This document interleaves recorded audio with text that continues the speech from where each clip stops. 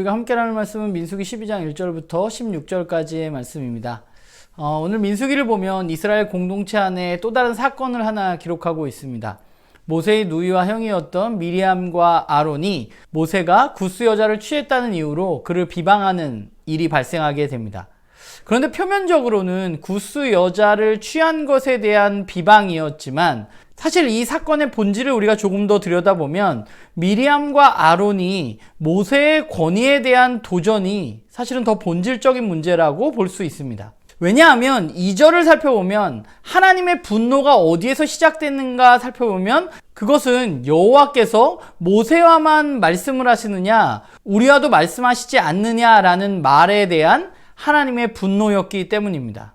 더불어서 뒤에 이어지는 하나님의 이야기도 결국은 단순한 비방의 문제라기보다는 공동체의 리더였던 모세의 권위에 대한 도전이라고 하나님은 판단하신 것이죠. 하나님은 모세와 아론과 미리암을 회막으로 불러서 그들에게 이 문제에 대해서 매우 분명하게 오늘 말씀하십니다.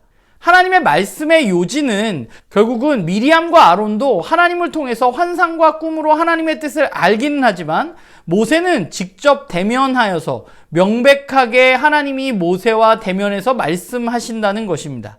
이 이야기는 결국 하나님이 모세에게 부여하신 권위에 도전하는 것이 옳지 못하다고 하나님은 판단하셨고 미리암과 아론에게 이야기하신 것이죠. 그래서 하나님은 이 일에 대해서 진노하셨고 결국 미리암은 피부병에 걸리게 되는 벌을 받게 됩니다. 그리고 결국 이에 대해서 아론은 모세에게 기도를 요청하게 되는데 아론의 모세에 대한 기도 요청을 살펴보게 되면 아론이 모세를 뭐라고 부르느냐? 내 주여라고 부르고 있고 자신들의 모세의 권위에 대한 도전이 잘못된 죄였음을 그들이 고백하는 그리고 용서를 구하는 이야기가 기록되어져 있죠. 모세는 아론의 요청을 받고 하나님 앞에 기도하고 결국 미리암이 7일간 격리되어지는 사건이 바로 오늘 본문의 이야기입니다. 생각해보면 이 사건은 모세의 이스라엘 진영에서의 권위를 더 견고하게 해주는 결과를 가져왔을 것입니다. 우리가 어제 11장 본문을 살펴보았는데 그 11장 본문에서 모세는 여호와께서 그의 영을 그의 모든 백성에게 부어주셔서 모든 사람이 선지자였으면 좋겠다라고 말하면서 여호수아의 조언을 받아들이지 않는 이야기가 어제 기록되어져 있었는데 근데 저는 오늘 본문이 바로 그것에 대한 유의해야 할 점을 미리암과 아론을 통해서 우리에게 이야기하고 있다는 생각을 하게 됩니다. 하나님의 영이 부어지고 하나님의 영으로 말미암아서 예언한다 할지라도 그러나 지금 공동체의 리더인 모세의 권위에 도전해서는 안 된다는 것이죠. 오늘 하나님의 말씀처럼 하나님은 모세의 권위를 인정하셨습니다.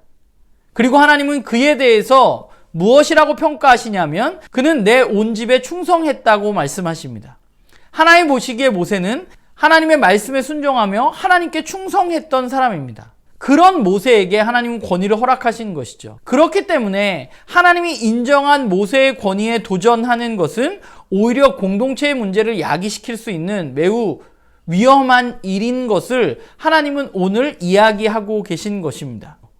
사실 오늘 본문이 저에게 굉장히 어려웠는데 저에게 어려웠던 이유는 오늘 우리가 이것을 어떻게 우리의 삶에 적용할까 하는 문제 때문이었습니다. 사실 오늘 본문은 우리의 현실 속에서 조금 악용되어질 여지가 있습니다. 하나님이 모세의 권위를 인정했던 것처럼 지금 교회 공동체의 리더인 목사에게 최고의 권위를 주었으니 무조건적으로 목사의 말에 따라야 한다고 적용하는 것 또는 목사의 권위에 도전하면 하나님이 미리암을 벌을 내리셨던 것처럼 하나님이 벌을 내리실 것이라는 것 그리고 또는 미리암이 여자이기 때문에 여자는 특히나 잠잠해야 한다는 것 이런 적용들은 이 본문에서 이야기하고자 하는 것이 아니라는 것입니다. 오늘 말씀을 보면서 오히려 우리가 가장 먼저 생각해야 할 것은 리더의 권위가 어디에서 주어지는가 하는 것이죠. 물론 하나님이 모세를 선택하셨기는 하셨지만 그러나 모세의 권위는 또한 하나님의 집에 충성함으로 주어지는 것입니다. 오늘 목사로서 이 본문을 보면서 이것 봐라 목사의 말에 순종해야 된다 순종하지 않으면 이런 일이 벌어진다고 적용할 것이 아니라 제 스스로 먼저 나는 정말 하나님의 집에 충성하고 있는가 하나님의 말씀에 나는 전적으로 순종하며 그 말씀대로 살아가고 있는가에 대해서 저 스스로에게 또 목사들 스스로가 그것을 물어야 한다고 생각합니다. 더불어서 공동체 식구들도 마찬가지입니다. 리더의 권위를 우리는 존중해야만 합니다. 분명 하나님이 위임하신 권위가 리더에게 있습니다. 민주적인 교회가 건강한 교회인 것처럼 이야기되어지는 시대입니다. 공동체의 의사결정이 민주주의 원칙에 의해서 다수결에 의해서 결정되는 것이 더 옳은 것처럼 받아들여지는 시대입니다. 그러나 하나님의 공동체는 민주적인 공동체가 아니라 하나님의 말씀에 의해서 의사가 결정되어져야만 하는 곳입니다. 공동체의 일원들은 공동체의 리더의 권위를 존중해 주어야만 합니다. 그리고 공동체의 리더가 하나님의 말씀에 충성되고 순종하고 있는지를 살펴야만 합니다. 그러기 위해서는 공동체 일원들이 먼저 하나님 앞에 깨어 있어야만 하는 것이죠.